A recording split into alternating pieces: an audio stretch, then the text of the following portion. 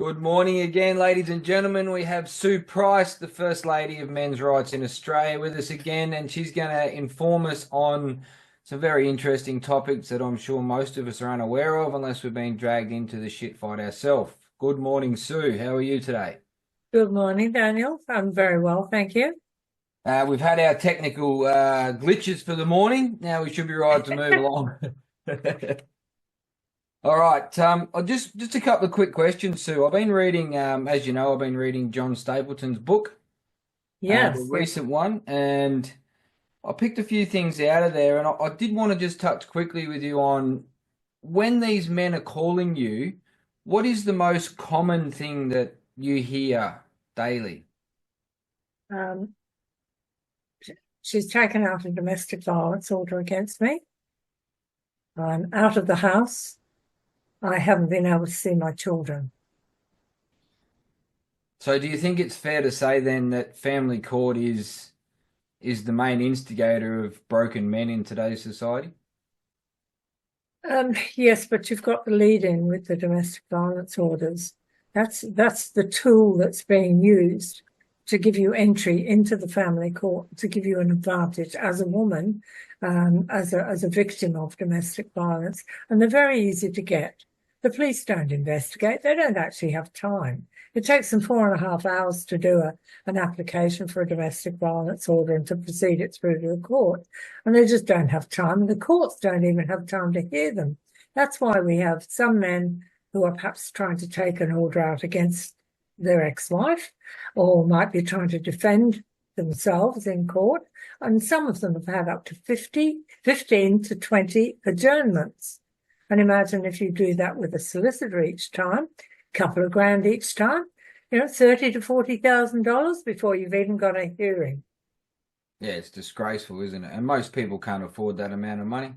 No, it's shocking. And why should we be forcing families to spend their hard-earned money, for either men or women, on nonsense claims? Because a lot of them are nonsense claims. We don't deny. Yes, some people are violent, both men and women, and some adult children. Yeah, that happens, but there's no reason to take it as being that, for some reason where a couple have an argument. And it's not a serious argument, it's just a disagreement. Maybe he disagrees with her spending all the money on the pokies, or maybe she disagrees with him going out and having a beer with his mates. Anything like that can be a trigger for a domestic violence order. And that's just nonsense. In those cases, we always had criminal law in place for any physical violence or any harm that's done to any person, man or woman or child. Unfortunately, it wasn't good enough for the feminists. They wanted something easier so that they could actually say, oh, these men are evil, these men are violent, we want them out of our lives. And that's what's happened, unfortunately.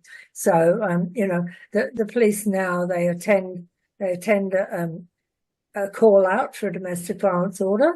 They interview both parties, and they will tell if it's the man that they determine is the perpetrator of violence. And there might not be anything physical. It's just purely they've had an argument, a disagreement, and they will order him out of the house, pack a bag, move out. You can't see your children. You can't see your wife. You can't go back to the house. We'll let you know when the court case will be coming up. And it's unconstitutional for a start. Yeah. But it's the way they've managed to manipulate it, because now the police are extending it on so that if they get the domestic violence order in the first place and then they have time to find out more about what's happened, if they determine then that there's some criminal offence, that's what will follow.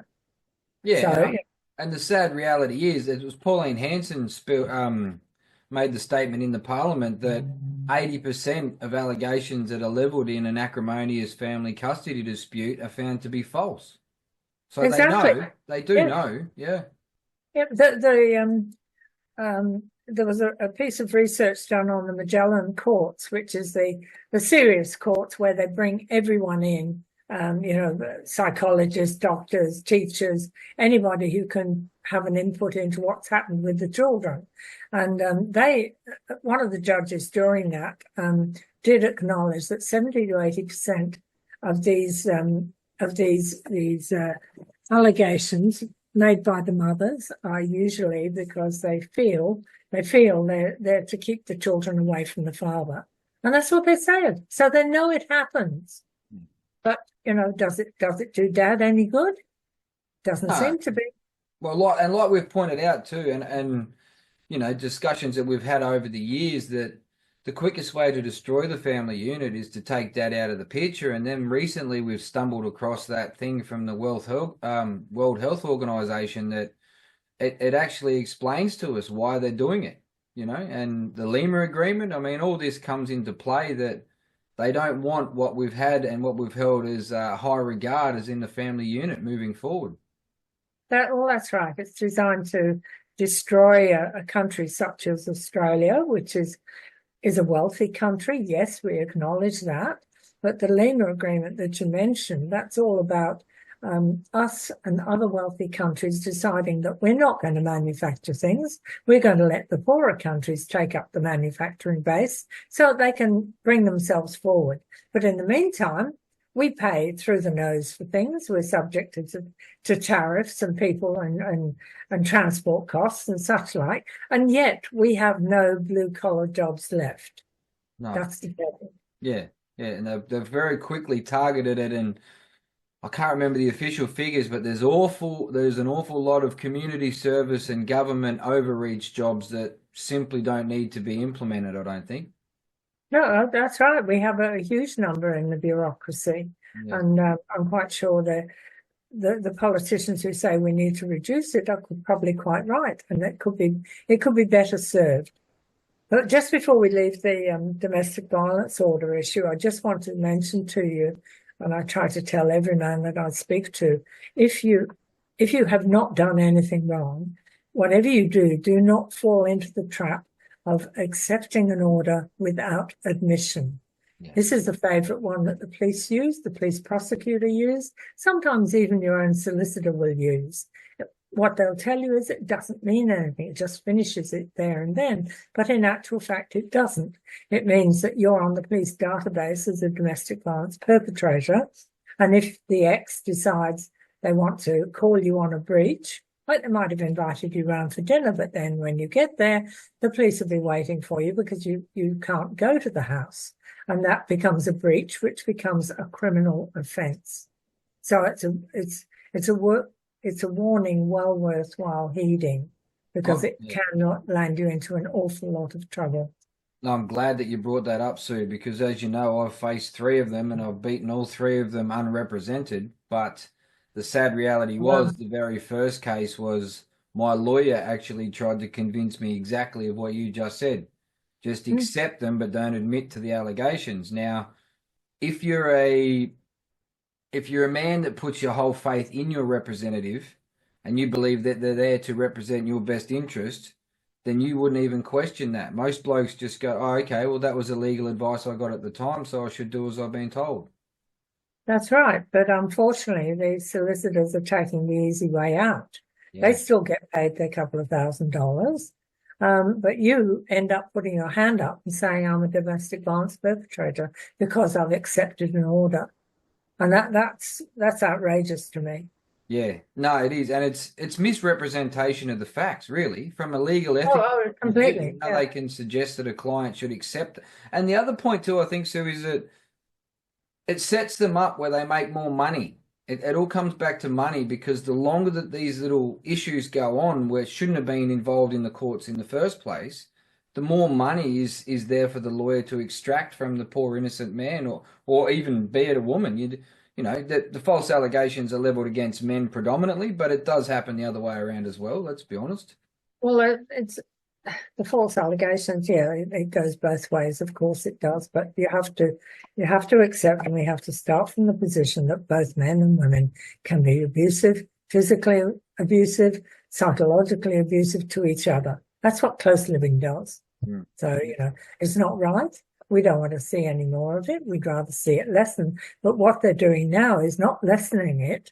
They're just destroying lives. That's why we have such a high suicide rate.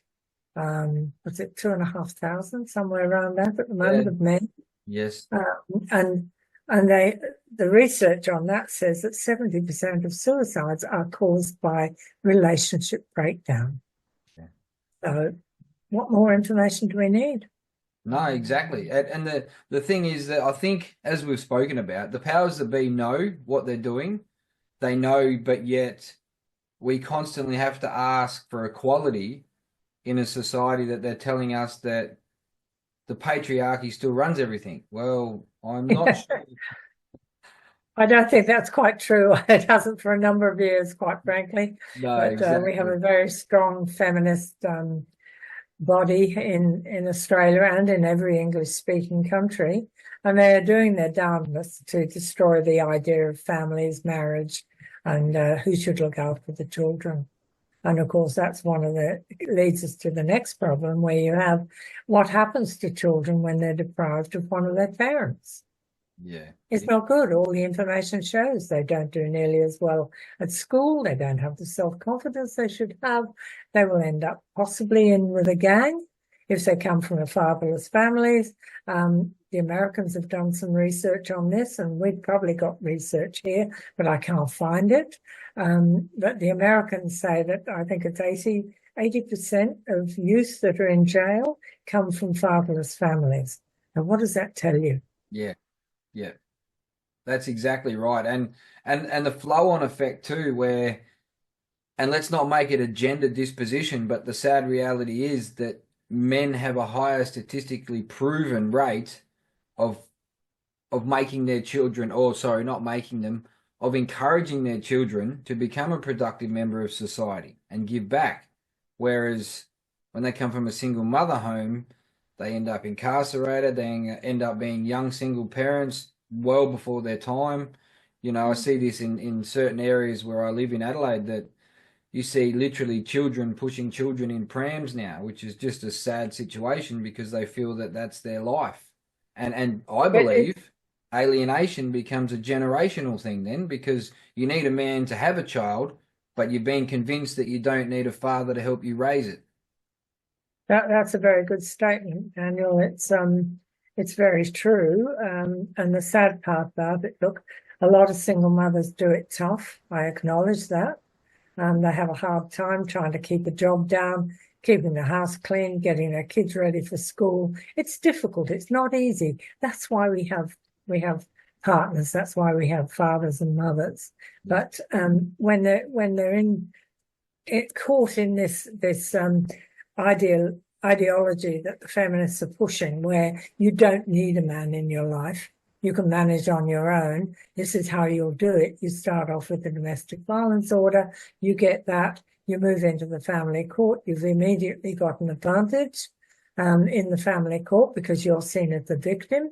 He's seen as the perpetrator. And then you've got all the helping services that come after that, such as child support, Centrelink benefits, and all sorts of other payments that you can gather. But it's not good. The children need both a man and a woman in their life, a mother and a father in their life.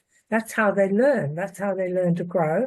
That's how they learn, what it means to go to work and get a job and, bring home the bacon for the family, so to speak. And that's what it's all about. Yeah, no, you're right. And just touching on that too, the whole domestic violence issue, that all men are violent perpetrators and all women are vulnerable victims. I mean, in the last week alone, we have had some very tragic situations where women of all ages have taken the lives of young children. Now, if the roles were reversed, mainstream media would be out and out attacking every man that ever walked around on the street. But yet, when it comes to acknowledging a female perpetrator of domestic and family violence, they seem very, very slim on wanting to report any facts of the case. They're very reluctant. That's quite true. As you say, if it's a man killing a child or a mother, that's front page news for several days. But like this week, we had a grandmother, I think 61, killing two young boys of 5 and 6, I think, around that age. Yeah. And then she's whisked off to hospital. and that'll be the end you hear of her. She'll be committed under the Mental Health Act, and that'll be the end of it. She probably won't get to trial, probably won't be heard anything more about it. So that's how they treat it. It was the same with that one in Cairns who killed 8 children, Yep. 7 of her own, and 1 was a niece, I think. We haven't heard any more about that. I No. don't know whether she's in jail or if she's still sitting in a mental health hospital. But the trouble is when they do that, they dose them up and then they let them out later. Yeah. Yeah. That's not justice. No, definitely. And how it's definitely not justice for the poor little souls that have been taken before their time. That's right. That's right. Absolutely not. And the trouble is, the facts are known that more mothers kill their children than do fathers. Mothers' boyfriends seem to add to those numbers quite frequently.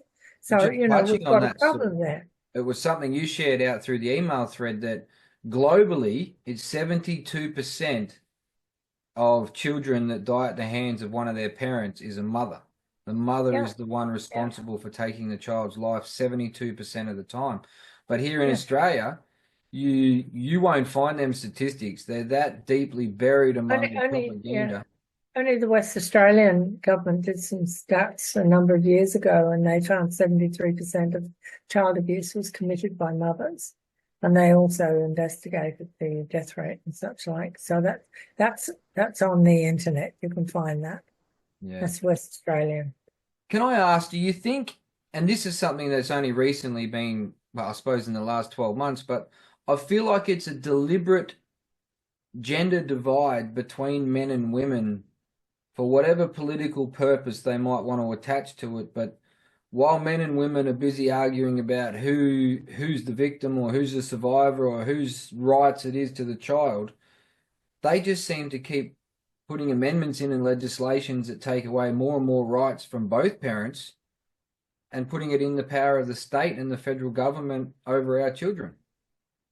Well, that's what we're facing. That's what's happened. That's what the feminist movement wanted. And that's a sort of hangover from, I suppose, a Marxist type system, because they're not in favour of the family. If you weaken the family by splitting the parents, they're not as strong. They can't protest. They don't have the support of each other to protest. And that's where the problems arise.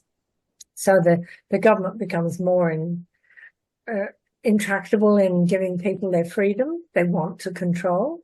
You only have to look at what happened with the COVID incidents. That was a classic. And that I think was just purely an exercise in showing how easy we are to control. Just touching on that, without any problem. I got an article sent to me this morning. I'm sure you would have seen that big brute of a police officer grab that young man in the Melbourne train station and throw him backwards onto the back of his head. That poor young man passed away earlier this year at the age of 35. Oh gosh, yeah. And this man, he used to support the homeless, very softly spoken man. When he come to after that incident with the police officer, he had urinated himself and was crying and calling out for his mother. Now, for that type of treatment to be leveled against any person anywhere to go unpunished, it isn't presenting as a threat. And that police officer was let go, not reprimanded in any way, shape, or form, was not even made to face a jury, and the judge stated, don't quote me, but it was something along the lines of, a jury wouldn't find this officer guilty, so therefore I don't see any point in this proceeding any further. That's a pretty outrageous sort of finding, isn't it? The way I see that is, it's okay for a police officer to cause grievous bodily harm to any citizen that they deem fit, and then the legal system will help him get away with whatever that, because he's got a badge on when he done it. That shouldn't be allowed, obviously. What can one say? And there needs to be probably a greater accountability on the behaviour of people in those types of situations. Anyone who's got authority has got to be fully accountable to their behaviour and their code of behaviour. So, that goes without saying, but we're not abiding by it. The authorities aren't abiding by it. So what do we do? vote them out. We tried that. Look what happened. Wow, that's an interesting situation we find ourselves in there too, isn't it, Miss Price? I'm not sure Oh, about these elections are getting more and more dubious by the by the federal time it comes around again. You're starting to think, oh, I don't know if it can be trusted. I don't. I think it's a disaster what's happened. That's my personal opinion. Yeah, I do Um, too. Albanese has very readily destroyed the Family Law Act, or at least any of the reasoning in the Family Law Act where fathers could say, I should be in my children's lives. He took out the shared parental responsibility part of it. That didn't go far enough in the first place. It should have been joint custody, but it didn't go that far. So, but it went some of the way, and it did start people talking about shared parenting and such like. And the figures were starting to slowly grow. But now, of course, he's just wiped it. And the Yeah. second thing he did, that if you are a victim of domestic violence and you're coming up to a property settlement, you are entitled to a greater share of property. How's that?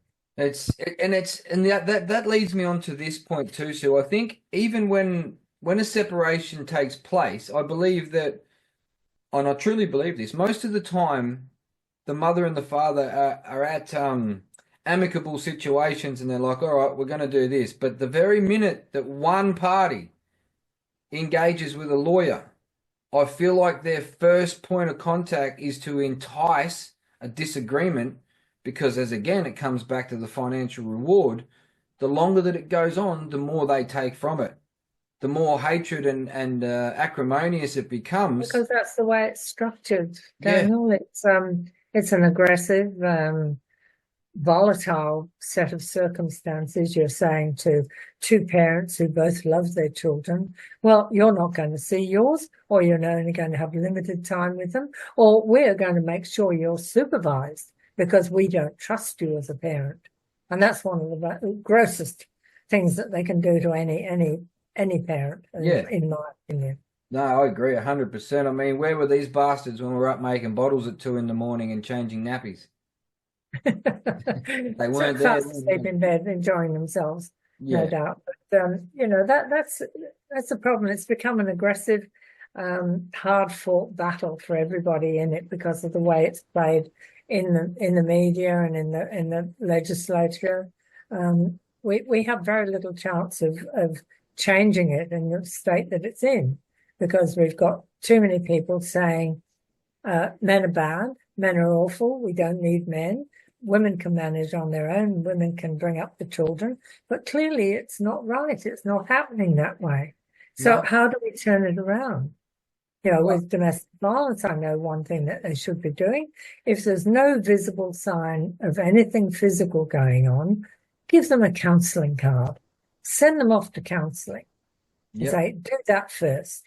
You know, if they want to separate, go to counselling. Here's a good counsellor. Go and see them for 12 months yep, instead of just being separated for 12 months. Make use of that time to try and perhaps rescue the relationship or at least make the relationship parting a little better than it's looking like.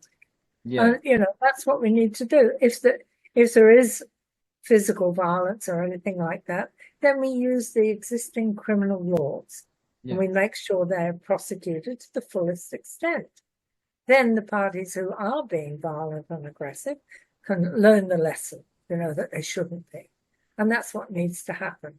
But we need to take the angst out of it. We need to start thinking more about what's happening with the children. We need to protect them from this. It is not good for them. No, Nothing. To suddenly have a dad there or a mother there and then suddenly find they come home from school one day, dad's room's wardrobe is empty or mum's wardrobe is empty, they've gone. How do you relate that to a and, child? and even scarier for the poor child to comprehend is they end up blaming themselves. Was it something I done? Then, Yeah. as we both know, it's not just, okay, I don't get to see dad or mum anymore. Most of the time, they're not going to see any part of that side of the family anymore moving forward. Well, that's right. It extends to the greater family, and they take on the mantra that don't you love me anymore? What Yeah, did I do wrong? And yeah, that's really tragic when you hear that from children. but it's very real, and people need to be far more aware of what they're doing in their frivolous, can I say frivolous separations that are occurring nowadays. Well, and the truth is this, Sue, if you actually hate the other parent more than you love children, then you should not have had children with that person in the start. Well, I think that's another problem that we have, whether you agree with marriage or not, at least before a marriage or before any contract was undertaken, you had time, you had counselling, you had a lot of people talking to about what it meant and how seriously you should view this contract, this agreement. And that doesn't happen now. It just, oh, want to get married? Okay, fine, let's go. Let's go down to the registry and walk out married. That's it, as far as it goes. Well, as you pointed out the other day, we were speaking, I'm sure you said that there's now more divorces in Australia than marriages. Yeah, not in the whole of Australia. No, that was just in one state, in the ACT. Yep. There are more divorces in the ACT than marriages, which I suppose when you consider it's the home ground version of the bureaucracy, that's perhaps it's understandable. Yeah. I'm sure other states are going to catch up quickly. Well, I'm sure some could mount an argument that the ACT is unneeded in Australia anyway. We could get rid of that. I think that would cause a revolution. It might, at this point, that might be what it takes to get equality back into the forefront of people's minds. Well, I think we've been thinking about what we can do, and I really need a lot of guys, a lot of women who talk to us as well, who believe exactly as we do that what's happened, it's gone too far, it's ridiculous. We're two genders living in one world, and we both need to be able to participate in that world without being demonized, without being marginalized, and all the rest of it. So what we do need is a lot of people picking up on items of interest. I send out a lot of stuff to people, and I'm happy for them to pick it up, put it in an email, send it off to their federal member. That's what we need to be doing. Send it off to a newspaper, send it off to a television station or a radio station, a talkback show. That we need to start speaking out and telling them exactly how it is, because otherwise we have virtually been silenced through Section 121 of the Family Law Act, which says you can't publish information, you can't do this, you can't do that. But what you can't do is identify. But you can still tell a story. Yes. In a third party, saying, well, this happened, such and such. A dad found, he got home and mum was off doing something else, and whatever it happens to be, those sort of stories can certainly be told. But of course, the newspapers, unfortunately, are very unwilling, or television, unwilling to run with the story unless they can put faces to that story. Well, and I think a lot of the mainstream media is very quickly silenced. And the fact that they have to implement Section 121, which I think now is actually 114Q after the amendments. But it probably changed, yeah. Yeah, but if you're not doing the wrong thing and you're genuinely putting the best interest of the children at the forefront of the decisions you're making, why should you be so fearful of the public knowing what orders you're putting in place? Well, they use the excuse, of course, that they're protecting the children from being, well, I call taken, put on the front pages or something like that. But you can still broadcast these stories without actually revealing who is involved or where they live or what they look like or what job they do.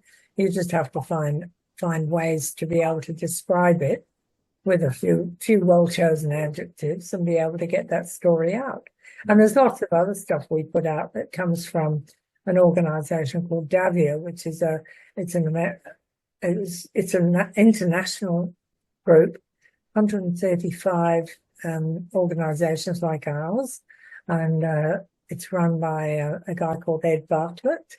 He had a lot of experience with government in America, and he's a professor of something or other. But he's running this group to try and broadcast what's going wrong with the domestic violence industry, how men are being demonized by it, and men are not being looked after when they're actually a victim of it. But he sends out every week an article of interest talking about the system and what's going on, and accompanied with it perhaps a dozen links to other articles or other information that he talks about in the article. So it's a completely recognizable and justifiable way to send information on. And he says, please use it, please send it out. And if anyone wants a copy of that, they only have to contact me and I'll send them a copy. Yeah. But it And comes I think out of the link, so. just to go into that a bit further, I mean, we know we've got genuine ladies like yourself that stand up for men's rights, but I still believe blanket across the board, there's more women that stand for men's rights than men, which is very concerning. You might be right, but I think the men have been silenced. I think, quite frankly, they're terrified to open their mouths. Yep. You've got the human rights, the resource people in their workplace, looking at everything they say, everything they do. It's so easy for a man now to step out of line with something that he says and lose his job. And they can't afford that. I think you're right. So they keep quiet. They don't say anything. They're not allowed to say anything because that's what the women created when they started off with their male chauvinist pig, 30 years or whatever it is ago. And everybody laughed at first. And even the men laughed. But then it became serious because it became a nasty, vicious accusation to make of someone. And that's what's happened. And that's grown over the time because the authorities have come into play, and you can't talk about one gender or the other gender. You can't talk about anyone. Otherwise you're in trouble. So we've been silenced. That's a very valid point you bring up. Recently, there was a young English girl that was walking down the streets in Melbourne, and some football fan waved his scarf in front of her face, and she turned around and punched him in the side of the head. Now, he retaliated and hit her back, because obviously men are stronger than women when it comes to a physical altercation. I think he broke her jaw. But all the talk was around how dare a man hit a woman, but not at any stage did you hear any of the commentary say she hit first. She lashed out. He's supposed to shut up and wear it. Apparently. Yeah, and she walks away thinking she can do it to the next man she takes a dislike to. Yep. Yeah, well, that's one of the problems we see now in our schools, of course, where a lot of the girls are taught, they really don't have any responsibility for their own behaviour. It's all someone else's fault. Young girls are becoming very, very violent, and I think in my opinion, I believe it's because of the lack of accountability. If you are in any way, shape, or form a man or a woman and you lash out violently, well, then you should cop the full brunt of the law. But it should be a punishment, so you realise it's not something you should do. But it's a gender-driven legal system we face, isn't it? If a man and a woman commit the exact same offence, a man he'll do way more time than the woman will. There'll always be a justification. Exactly. Yeah, and he'll be vilified in the media and amongst his friends on Facebook, wherever. Yeah. That's a lot of the problem. It virtually destroys their life. But they should keep their hands in their pockets if that's the answer. But then I would be encouraging women, don't go around hitting men because they might hit you back. Yeah, and you might not want them to. You might say they shouldn't, but automatic reaction happens. Well, and the scary thing for blokes too is if you're raised like I was, that there's never an excuse to lay a hand on a woman. In today's society, you actually become the ultimate target for one of these toxic women that if she knows you're not going to hit her back, sky's the limit what she's going to do to you. She is going to abuse you severely. Yeah, well, it's like they talk about the death of women, like one woman dies every 6 days as a result of domestic violence. But according to my research, one man dies every 8 days as a result of domestic violence. Do we think that 2 days means that men aren't important? It's not worth quoting about them. It's not worth highlighting that. Excuse me a moment. You're right. No, well, politically, men don't matter. We're just become disposable commodities that can be treated in the most inhumane fashion. And then, as you said before, don't tell anyone what we've done to you. Don't you dare try and speak about the proceedings, or we'll come after you and criminally charge you. Well, that has happened. Yeah. And it, it happened when what I remember is a couple of years ago there was a chap came from Italy with three children. He got them back into Australia, and the Courier Mail made a big story about it, and the court hearing and all the rest of it. And I believe the Courier Mail got fined pretty heftily, and people were told, don't step over the line again, or you'll be in a lot of trouble. I think that some of them were in a lot of trouble. So, which puts off the media reporting anything because they know that it's going to cost them, and their management doesn't want to pay fines for those things. So, Well, and it's funny because I found this stat a little while ago that the most suppression orders overturned in Australia are done by media outlets. So that speaks volumes that, they legally try to silence something, but if a media outlet deems that it's worthy of a news story, they're happy to challenge it in the Supreme Court and have the suppression order overturned. Right. So Right. Well, that's, yeah. I think, Well, the legal the system. major problem is for the men is they don't have the money. Yeah. And when they do have the money, even finding a solicitor that's going to do the job, because it becomes a series of write a letter, expect a letter back, put a form, expect a response, and it's almost like a game with them. Yeah. It's a set pattern of what they have to do. And apparently since they pulled in the federal circuit court into the family court, so we have a family court level 1, level 2, and a federal circuit court, the time taken and the amount of paperwork needed has increased dramatically. Yeah. One solicitor's told me, well, to make an application into the family court used to cost about $3,500. That's just doing the paperwork for it.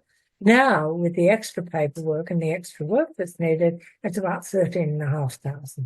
Wow. So, and they did this all to make it easier, to make it smoother running.